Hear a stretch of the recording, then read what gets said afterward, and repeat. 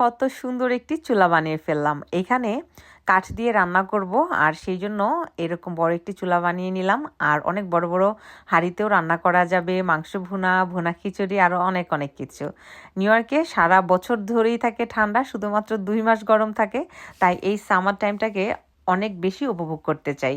আর এই যে বাইরে বসেই এই লাকড়ির চুলাতে রান্না করব এবং এখানে বসে বসেই খাবো।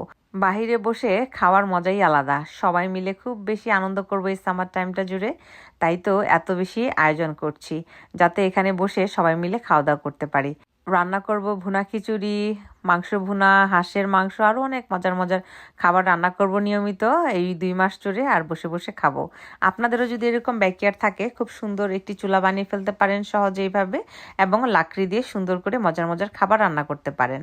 আর এই তো এখানে আমার আরও একটি রান্নাঘর রয়েছে, আর কিছু কিছু গাছ রোপণ করেছি। এই যে এখানে বাগান হবে, সো এখানেও গাছ রোপণ করেছি।